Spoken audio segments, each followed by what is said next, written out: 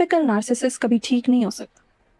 हाँ, वो जान छुड़ाने के लिए ज़रूर ये प्रिटेंड कर सकता है, और सेकेंडली नार्सिसिस्ट के साथ रहने वाले लोगों को इलाज की ज़्यादा ज़रूरत है। इस ड्रामे में एक कैरेक्टर दिखाया गया है नार्सिसिस्ट का, और ये भी दिखाया गया है कि उसके साथ रहने वाले जो लोग हैं वो किस अज़ियत का शिकार होते हैं। हमारे इर्द गिर्द बहुत से लोग ऐसे रहते हैं जिनमें नार्सिसिस्ट खसूसियात पाई जाती हैं, या वो नार्सिसिस्ट पर्सनालिटी डिसऑर्डर का शिकार होते हैं। अब एक नार्सिसिस्ट पर्सन जो होता है, वो उसकी ज़िंदगी अपनी ज़ात के इर्द गिर्द घूमती है। वो ख़ुद को सुपीरियर समझता है, अपनी गलती कभी नहीं मानेगा, ख़ुद पर तनकीद बर्दाश्त नहीं करता, चाहता है कि लोग उसकी तारीफ़ करें।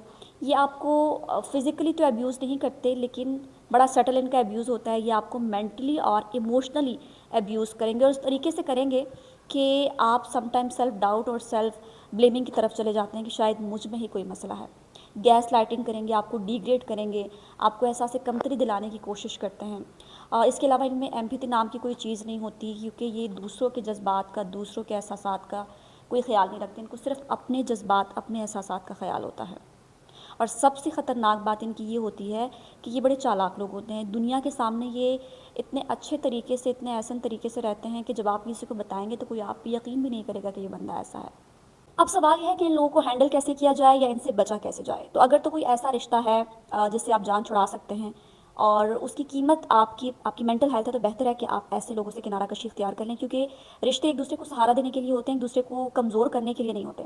लेकिन अगर कोई ऐसा रिश्ता है कि जिससे आप किनारा कशी नहीं कर सकते, या आप रहना चाहते हैं उस रिश्ते के अंदर, तो फिर सेल्फ एजुकेशन बहुत ज़रूरी है। आपको पता होना चाहिए कि आपकी एबिलिटीज़ क्या हैं, आपकी क्वालिटीज़ क्या हैं, ताकि जब कोई और आपको डिग्रेड करने की कोशिश करें तो आप सेल्फ डाउट या सेल्फ ब्लेमिंग की तरफ ना जाएं।